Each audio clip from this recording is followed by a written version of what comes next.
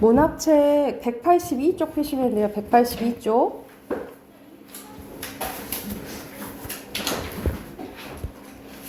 자, 182쪽 보면은 여기서는 계속 우리 수필하고 있잖아요. 그치? 자신의 이제 경험 쓴 건데 여기서는 고전 수필 중에서 또 고전 수필에서도 이제 종류가 있는데 그 중에 설이라는 거예요.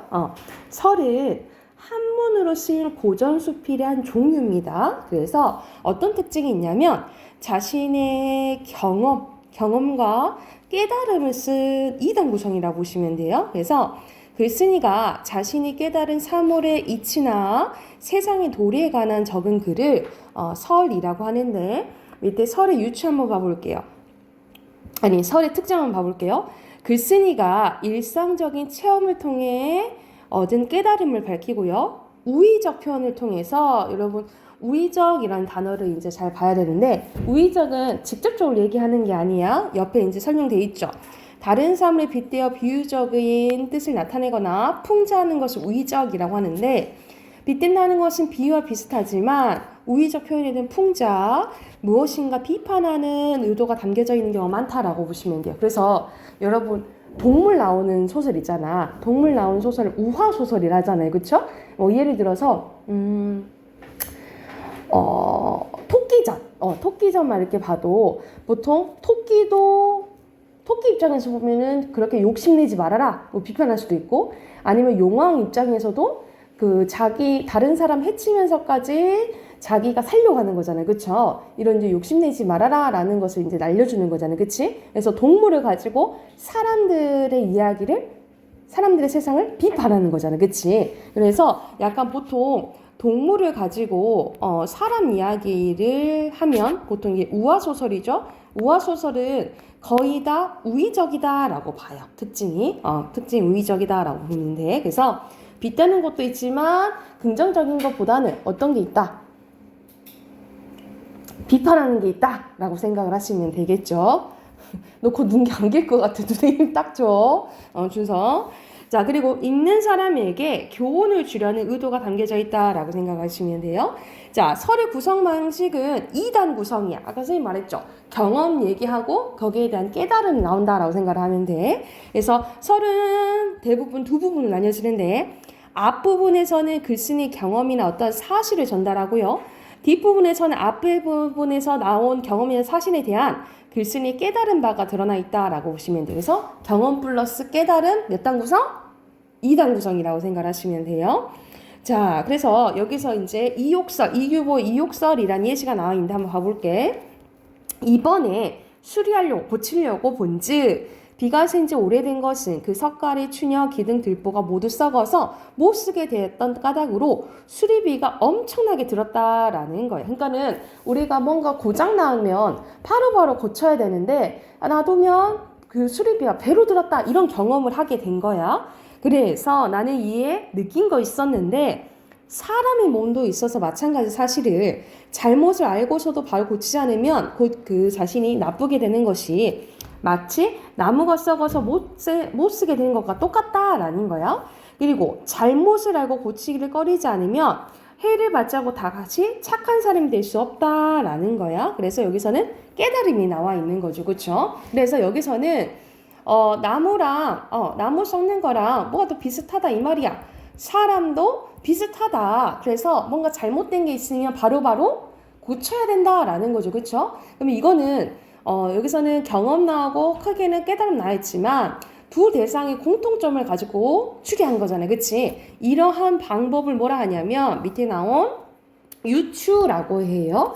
자, 유추는 뭐의 줄임말이냐면 유비추리의 줄임말이라고 생각하시면 됩니다. 그래서 성질이 비슷한 것끼리 통해서 이것이 이러니까 이것도 이럴 거야 라고 얘기하는 거라고 생각하시면 돼요. 그래서 옆에 설명된 거 다시 한번 보면 유추는 두 가지 대상이 갖는 공통점을 바탕으로 한쪽의 대상이 어떤 대상을 가지면 다른 한쪽도 그와 같은 특징을 가질 거로 짐작하는 거예요. 그래서 나와 친구는 취향이 비슷해. 그러면 난 노란색을 좋아해.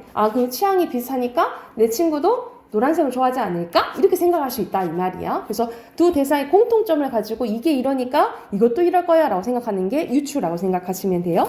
그래서 이것도 마찬가지야. 비가 샌 지 오래된 집에 지붕이 다 썩어서 못 쓰게 되었고 이로 인해 수리비가 많이 든 거라는 거지. 그래서 사람이랑 그 나무랑 그러니까 집이랑 비슷하다 이 말이죠. 그러니까 사람도 바로 고치지 않으면 사람도 썩어서 못 쓰게 된다. 그러니까는 우리가 잘못된 게 있으면 바로바로 뭐 해야 된다? 고쳐야 된다라는 것을 추론해냈다라고 생각을 하시면 돼요. 그래서 이런 식으로 우리가 수필 중에 한문으로 된 수필이 설이 있는데 설은 몇 단 구성? 2단 구성이라고요. 경험, 깨달음 이렇게 나와 있다라고 생각하시면 되고 여기서 쓰인 논증 방식은 유추라고 생각을 하시면 되겠죠.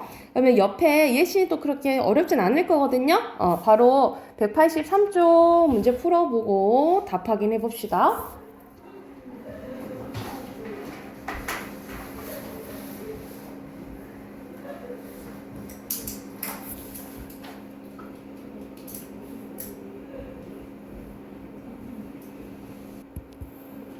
자, 같이 해볼까요? 자, 여기서는 이규보의 또 다른 작품인데 토시를 허문 데에 대한 설이네요. 그래서 여기서는 이제 뭐라 얘기하냐면 여름은 덥고 겨울이 추운 것은 사계절의 정상적 이치니 만일 이와 반대가 되면 괴이한 거다. 다시 토실, 흙으로 만든 집을 만들어서 추위를 더위로 바꿔놓는다면 이것은 하늘의 명령을 거스르는 것이다. 그래서 여기서는 자기가 생각하는 이치에 대해서 마땅히 해야 되는 거에 대해서 얘기하잖아요. 그렇죠?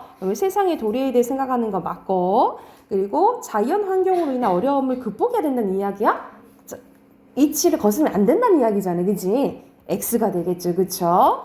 자, 밑에 또 이규보의 뇌설이라는 또 작품이 나오네.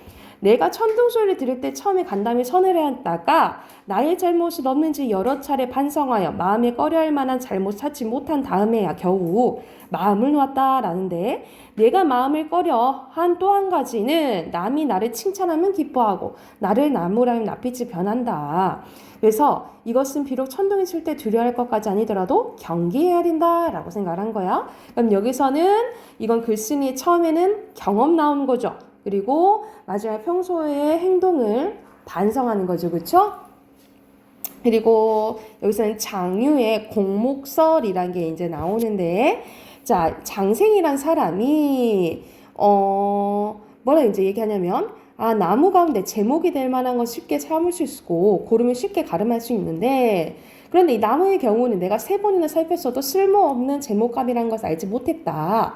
하물며 사람의 외모도 그럴듯하게 꾸미고 속마음을 깊이 숨기는 경우가 있어서야 그러니까 우리가 겉만 봐서는 안다 모른다라는 것을 나무를 통해서 유추를 한 거죠. 그렇죠? 그래서 사람이 나무와 비슷하고 그래서 정직한 겉으로는 모른다라는 것을 유추하고 있다라고 보면 되겠지.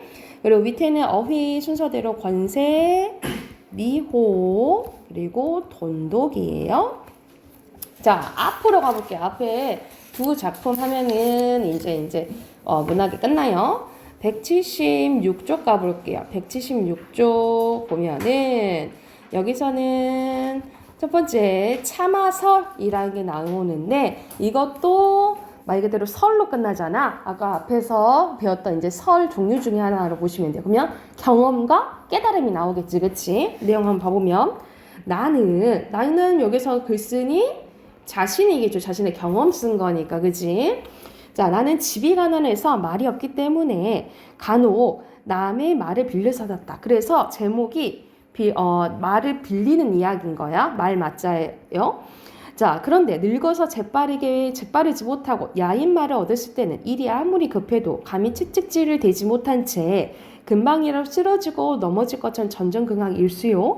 개천이나 또랑이나 만나면 또 내 말에서 내리곤 했다. 그래서 후회하는 일이 거의 없다라는 거죠. 반면에 말굽이 높고 귀가 쫑긋하며 잘 달리는 준말을 얻었을 경우에는 의기양양하여 방자하게 채찍을 갈기기도 하고 고피를 놓기도 하고 언덕과 골짜기는 모두 평지에 여긴 채 매우 유쾌하게 달리곤 했대.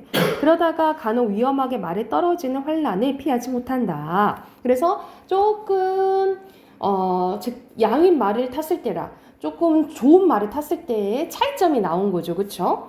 아, 하고 깨달았네. 아, 사람의 감정이 란 것이 어쩌면 이렇게 달라지고 뒤바뀔 수 있단 말인가. 이런 식으로 사람의 마음이 참 간사하다는 거지. 이게 바뀐다 이 말이야. 남의 물건을 빌려서 잠깐 동안 쓸 때의 오히려 이와 같은데 하물며 진짜로 자기가 가지고 있는 경우에 더 말을 무엇하겠는가. 자기가 쓰고 있는 건 더하다라는 거죠. 그쵸? 그래서 일부러 의문 형식으로 표현한 서리법이 쓰였다라고 보시면 되겠죠. 서리법. 그렇긴 하지만 사람이 가지고 있는 것 가운데 남에게 빌리지 않은 것이 또 뭐가 있다고 하겠는가. 다 빌렸다 이 말이. 우리는 다 빌린 거라라는 거지. 진정한 내 것이 없다는 거죠. 임금은 백성으로부터 힘을 빌려서 존귀하고 부유하게 되는 것이요. 신하는 임금으로부터 권세를 빌려서 총애를 받고 귀한 신분이 되는 것이다. 그리고 자식은 어버이에게서, 아내는 남편에게서, 종은 주인에게서 각각 빌리는 것이 또한 심하고도 많은데 대부분 자기가 본래 가지고 있는 것처럼 여기기만 할 뿐 끝내 돌이켜보려 하지 않는다라는 거야. 어찌 미혹된 일이 아니겠는가. 이거는 정말 미혹된 일이다 라고 얘기를 하는 거예요. 그러니까 정신에 홀려서 정신을 차리지 못할 일이다 라고 얘기를 하는 거예요. 계속해서 의문문 형식으로 끝나잖아. 여기서는 서류법이 많이 쓰였다라고 생각하시면 돼요. 그러다가 혹 잠깐 사이에 그동안 빌렸던 것을 돌려준 일이 생기면 만방의 임금도 독부가 되고 여기서는 독부는 북민에게 외면당한 군주를 얘기해요. 백성의 대부도 여기서는 높은 관리도 고신이 된다라는 거야. 그러니까는 인정받지 못하는 신하가 된다라는 거예요. 더군다나 미천한 자의 경우에 더하여 무엇하겠는가. 맹자가 말하길, 맹자의 말을 갖고 왔죠. 인용 쓰였어. 인용.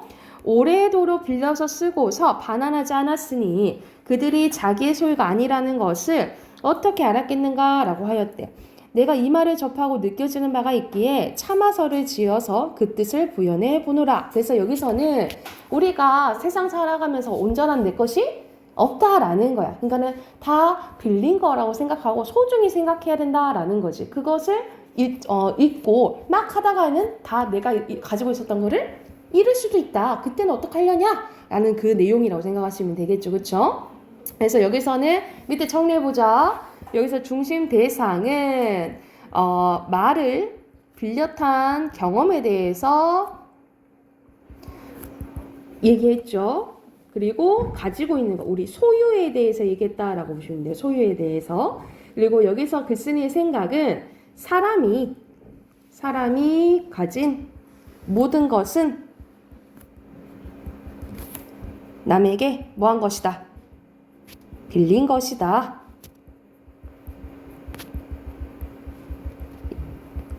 이걸 이제 깨닫게 된 거죠. 그래서 태도는 이렇게 빼서 쓸게요. 자리가 좁으니까. 태도는 교훈적이고요. 그리고 사람들에 대한 비판적, 소유에 대한 잘못된 생각을 가진 사람들에 대한 비판적인 태도가 드러나 있다라고 보시면 돼요. 그리고 서술상의 특징은 좋은 말 탔을 때랑 나쁜 말 탔을 때 나오잖아. 그치? 이거는 상반된 대조적인 경험 제시했고요. 그리고 유추도 쓰였고 예시 마지막에 인용 쓰였죠? 그리고 서리법까지. 그래서 여기서 이제 서술 특징은 다 다양하다고 보시면 돼요. 대조적 경험 제시랑 유추랑 인용 서리법 이렇게 기억하면 되겠지. 자, 그러면 뒤에 넘겨서 해당하는 문제 풀게요. 178쪽 바로 풀어보게요.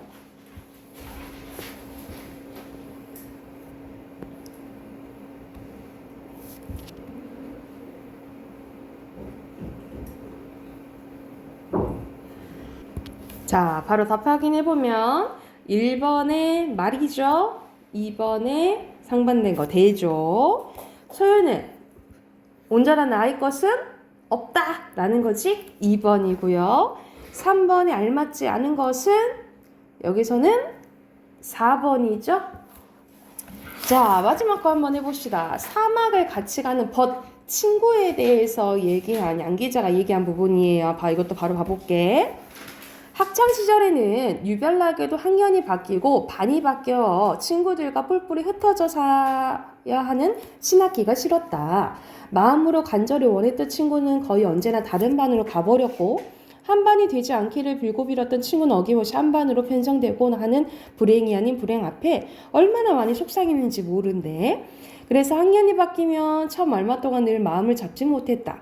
아침에 눈을 떠 학교에 갈 일을 생각하면 가슴 한쪽이 싸늘해지곤 하던 그 느낌을 지금도 나는 선연히 떠올릴 수가 있다. 이제는 반이 나뉘고 새로운 그부들한테 낯섦을 실컷 맛봐야 하는 신학기 따위는 영영 내 곁에서 사라졌는데 그 대신 사랑하고 믿어주는 것보다 시기하고 미워하며 또 빼앗고 속이는 일에 더 많은 황폐한 세상살이 낯가리며 사는 나날소리 내던지고 말았다. 그러니까는 학창시절 벗어나서 우리가 사회생활을 하잖아요. 그치? 이런 이제 사회생활을 이제 시작하게 된 거죠. 망망대해를 헤매는 것처럼 뭐뭐처럼 지규법 세였네. 힘든 인생의 항해는 그러니까 항해라고 우리가 인생을 사는 것을 항해라고 비유를 한 거죠. 그렇죠? 신학기 잠시의 외로움을 극복하는 일 따위 비교도 할 수 없을 만큼 두려움이 가득한 일이었다라는 거지. 삶은 고난투성이고 끝내는 인내를 요구하기만 하는데 홀로 헤치는 파도는 높고 거칠기만 한 것이다. 그러니까 나를 힘들게 하는 시련, 뭐 이런 고난들이 많았다라는 거지. 바로 이때 어떤 친구? 영혼을 함께할 친구가 절실히 필요해진대요.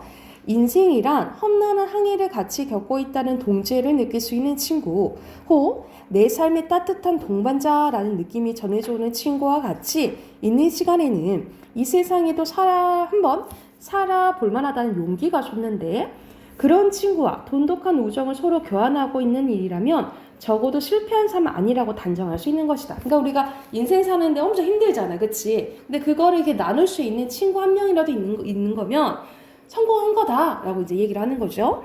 살아가면서 그런 우정을 가꾸는 이들은 종종 만나는데 비록 나의 친구는 아니지만 그 모습을 보는 일은 참 아름답다. 언젠가 친구가 사업에 실패해서 낙향하여 고향으로 간 거죠. 쓸쓸히 살아가는 것을 안쓰러워하다 못해 자기도 다니던 직장을 정리해 가족과 시골로 내려간 친구 옆에서 땅을 일구는 산을 만난 적이 있었대. 이거 대단하잖아요. 그치? 자기 인생 그리고 다른 가족들도 있는데 같이 해서 시골로 가버린 거야. 이미 결혼하여 각각의 식솔이 이끌던 두 사람한테는 참으로 어려운 결정이었겠지만 양쪽 집의 가족 모두는 한결같이 이렇게 얘기했대. 왜냐면 냉혹한 이 세상에 대항하기 위해 두 집이 힘을 합쳤으니 얼마나 든든하냐고. 그러니까 대단한 거지, 그치? 그래서 여기서는 자기 경험 아니지만 이제 들었던 사례를 제시를 해준 거죠, 그쵸? 누군가는 말일 때 친구 없이 사는 일만큼 무서운 사막은 없다고. 그러니까는 친구 없는 인생은 뭐를 비유한 거예요? 사막이라고 비유를 한 거지, 그치? 또 누군가는 말했다. 친구 없이 사는 것은 증인 없이 사라지는 일이라고. 그래서 여기서는 같이 동반할 수 있는 친구에 대한 중요성에 대해서 얘기했다라고 생각하시면 되겠죠. 자, 이것도 바로 정리해볼게. 준서야, 이것도 바로 써보자. 중심 대상은 뭐에 대해서 얘기한 거예요? 친구에 대해서 얘기한 거지, 그치? 바로바로 쓰시고 친구에 대해서 한 거고, 글쓴이의 생각은 우리가 인생 힘들잖아, 그치? 네, 그 힘든 인생을 함께 살아가는 친구가 있어야 된다라고 얘기를 하는 거죠. 힘든 인생을 함께 살아가는 진정한 친구가 필요하다고 생각하고 있다 라고 보시면 되겠고, 그 친구에 대한 긍정적인 태도가 드러난다라고 생각하시면 돼요. 그리고 서술상의 특징은 아까 직유, 그리고 인생을 항해에 비유했죠? 그럼 뭐 은유법, 그리고 우정을 살아가는 자기 이야기는 아니지만 사례 제시했죠. 그리고 마지막에 보면 누군가는 뭐 이렇게 말했다라고 하는데 이건 어순이 바뀐 거잖아. 그치? 어순이 바뀐 거니까 여기 도치법 쓰였어요. 그래서 서술상의 특징 추가적으로 도치법 써놓으시면 되겠죠. 있으면 옆에 있는 문제 또 바로 풀어보게요.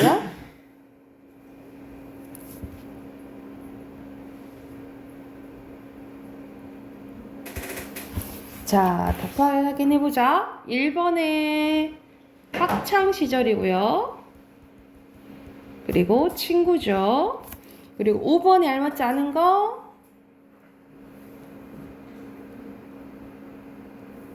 비교 아니지? 3번이고요. 6번에 5번. 그리고 냉혹한 세상 마지막에 나오죠? 두 글자 사막이지, 사막. 여기까지 하고 문법책 오늘 마무리합시다. 문법책 168쪽이에요. 168쪽. 네.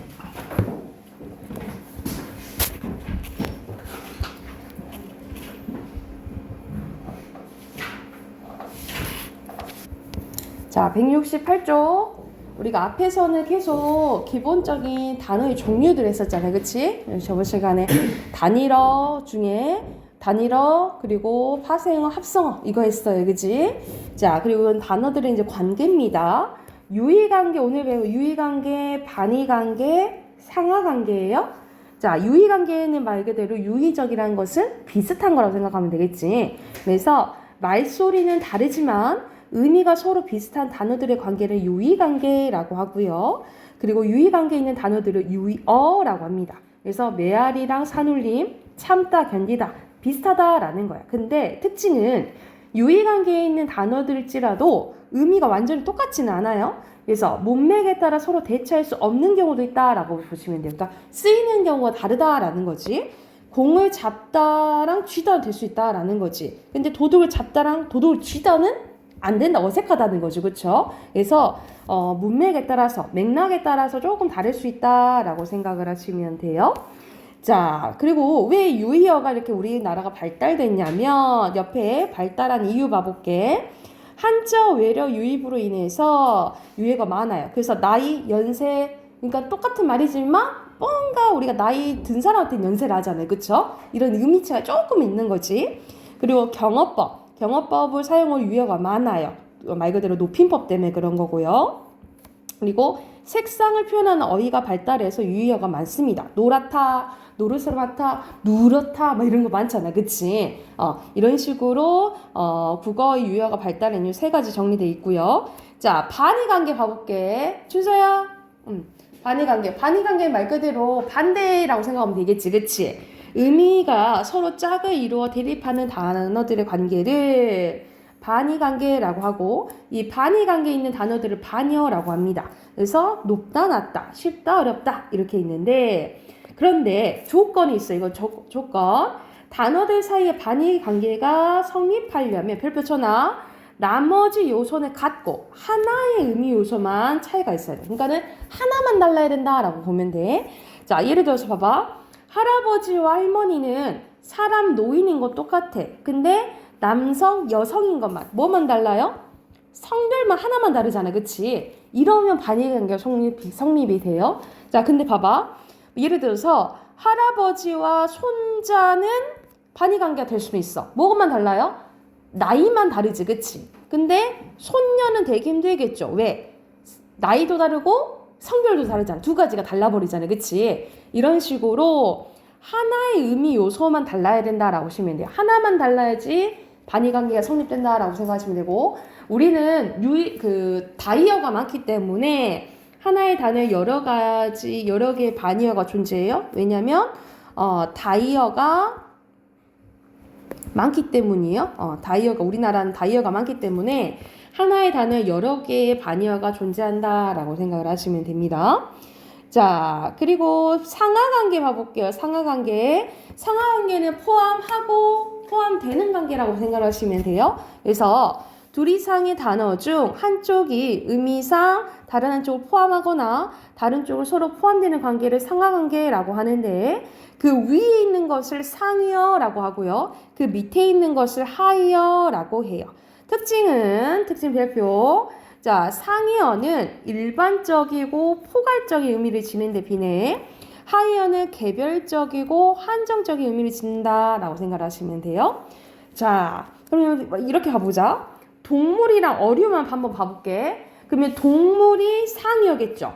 어류가 하이어고, 그치? 그런데 어류랑 금붕어만 봐볼게. 이럴 때는 어류가 상이어고 금붕어가 하이어잖아. 그치? 자, 그럼 준서랑 이제 봐봐. 어류는 뭐랑 비교에 따라서 어떨 때는 하이어가 될 수 있고 어쩔 때는 상이어가 될 수 있지. 그치? 그래서 상하관계는 어떤 특징이 있냐면 무엇과 비교하냐에 따라 달라지는 거예요. 그래서 상대적이다 라고 보시면 돼요. 그래서 우리가 누가 더 낫냐라고 하는 게 상대평가잖아요. 그치? 그래서 뭔가 비교하냐에 따라서 어류가 여기서 예시가 어류가 하이어가 될 수 있고 상이어가 될 수도 있다라고 생각을 하시면 돼요. 그래서 상하관계는 뭐다? 상대적이다. 이렇게 기억을 하시면 돼요.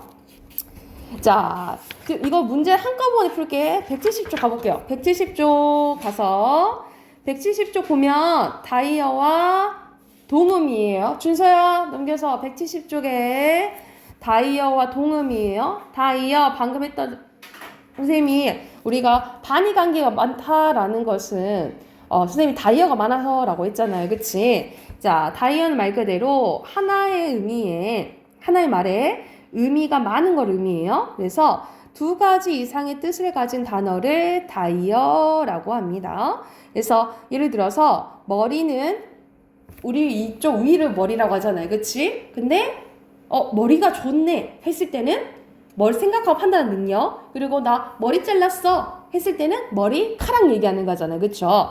이런 식으로 여기 첫 번째 오는 것을 뭐라 하냐면 중심적 의미라고 하고요. 이 위의 것은 주변적 의미라고 보시면 돼요. 그래서 사전에도 이렇게 실려요. 그래서 사전에 1번으로 나오는 거 있죠. 1번으로 나오는 것은 중심적 의미고 그 외의 것들은 주변적 의미라고 생각을 하시면 돼요. 자, 그래서 밑에 나와 있지. 중심적 의미는 가장 핵심적이고 기본적인 의미고요. 주변적 의미는 중심적 의미가 확장된 의미라고 생각을 하시면 됩니다. 자, 동음이요. 봐볼게. 동음, 소리는 같은데 이 의미가 완전 다른 거야. 그래서 소리는 같으나 의미가 서로 다른 단어를 동음이어라고 합니다. 그래서 대표적인 게 우리가 뭐 있어? 여기서는 다른 게 나오긴 했죠. 배 있죠? 배. 사람 배 있고 먹는 배 있고 타는 배 있고 2배, 3배 할 때 배수 있지. 그치? 이 대표적인 동음이어라고 생각하시면 되겠죠? 특징. 문맥이나 소리의 길이 통해서 의미가 구별된다라고 생각을 하시면 돼요. 자, 밑에는 다이어와 동음이어의 구별 나오는데 자, 여기서 다리는 우리가 보통 사람 다리를 의미하죠. 근데 거기서 파생된 게 의자 다리 그리고 새로운 다리 이럴 때는 이렇게 두 개는 파생된 거여서 이때는 다이어야. 다이 관계야. 그런데 이때 다리랑 이때의 다리는 우리가 건너는 다리잖아. 완전 다르죠. 이럴 때는 동음이 관계예요. 이거 잘 봐야 돼. 그리고 사전에 실릴 때는 한꺼번에 실리면 다이 관계예요. 그런데 이렇게 각각 실리면 동음이 관계라고 생각하시면 됩니다. 이해됐을까요? 그러면 오늘 이거 배운 거 끝이야. 배운 거 끝이야. 그래서 지금 168쪽부터 문제 쭉 풀게요. 하고 답 확인할게. 그래서 179쪽까지 앞에서 내 했던 내용 해당한 거 다 나오거든요. 문제 끝까지 풀게요. 하고 답 확인하자. 준서야 일어나서 169쪽부터 문제 쭉 푸세요.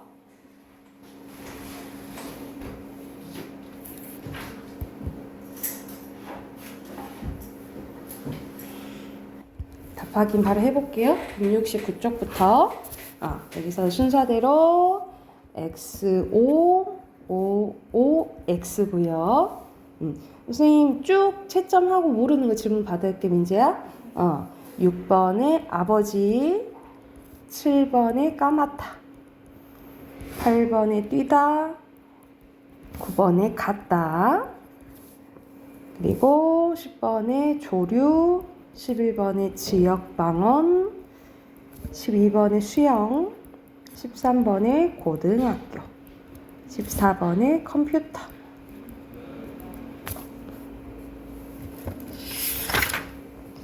그리고 171쪽에 X5, X5, 그리고 첫 번째 거, 두 번째 거, 첫 번째 거. 그리고 순서대로 동, 다, 동, 이고요. 1번에 적절한 거 5번, 2번에 5번, 3번에 형태수가 하늘이 매우 막다죠? 그래서 답 4번.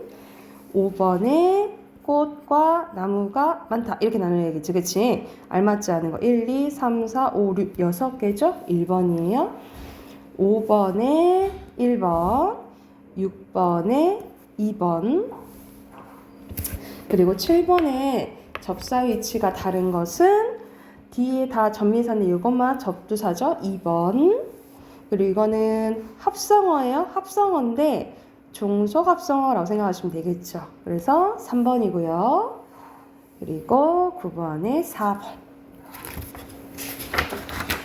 그리고 10번에 2번, 11번에 1번, 12번에 3번, 13번에 2번, 14번에 2번, 15번에 3번, 16번에 2번, 17번에 5번, 18번에 4번이고요. 그리고 19번에 4번, 20번에 3번, 21번에 5번, 22번에 5번, 23번에 2번, 24번에 2번, 25번에 3번이에요. 혹시 질문 있을까요? 하나 더 있나? 한 장 더 있구나.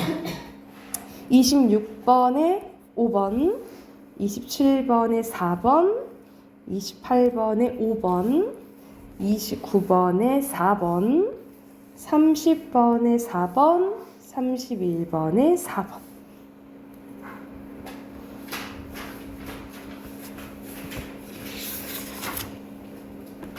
쪽수랑 번호 얘기해 주세요.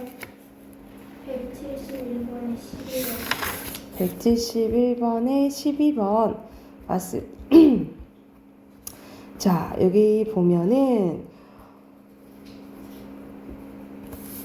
예쁘게 쓰다라는 거잖아요. 그치? 글씨를 쓰다잖아요. 그쵸? 근데 이건 모자를 쓰다잖아요. 그치? 그러니까 완전히 형태는 똑같은데 완전 의미가 다르지. 그치? 파생될 수가 없다라는. 그래서 동음이에요. 완전 뜻이 달라가지고. 그 다음 2번. 형태수가 가장 많은 거. 도라지 하나, 밤하늘 2개, 예쁘다 2개, 먹구름 2개, 맛있다는 맛이 있다요. 3개예요. 됐어요? 10번. 단어의 성격이 다른 거. 여기서는 옆에 봐봐. 다 제거한, 작은, 진짜 이런 뜻이라고 생각하면 되겠지. 그치? 그래서 여기서는 뭔가 있는 이거는 다 벗긴 이런 뜻이라고 생각하면 되겠죠. 그쵸? 이건 진짜 이렇게 보면 가서 가장 다른 건 2번이라 생각하시면 돼요. 잠깐만.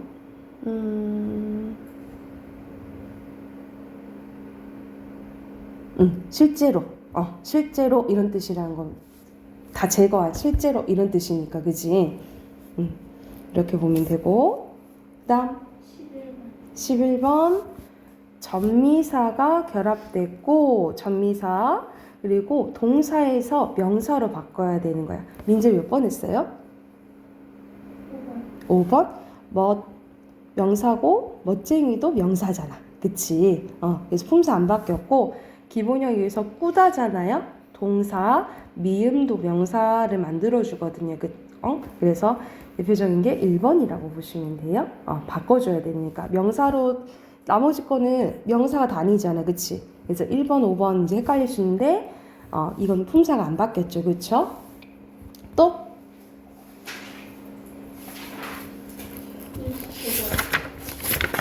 29번. 동음이어야 돼요. 그러면 뜻이 완전 달라야 되잖아. 그치? 여기서는 잠이 들어버린 거잖아. 그쵸? 근데 요거는 가방을 드는 거잖아요. 그지? 의미가 완전 다르죠. 몇 번 했었어요? 1번. 1번 저녁. 그리고 저녁에 먹는 밥이니까 파생된 거라고 생각하시면 돼요. 됐어요? 31번. 31번. 다르다, 틀리다인데 여기서는 1번. 31번입니다. 여기서는 유의어네, 유의어. 유의어는 비슷한 거죠. 그치? 몇 번 했어? 1번. 두통은 머리 아픈 거지. 이거 곧불은 우리가 감기를 얘기해요. 감기를 얘기해요. 그래서 여기서는 거의 대체할 수 있는 말은 4번이라 보시면 되겠죠? 됐을까요? 그러면 오늘 여기까지 하고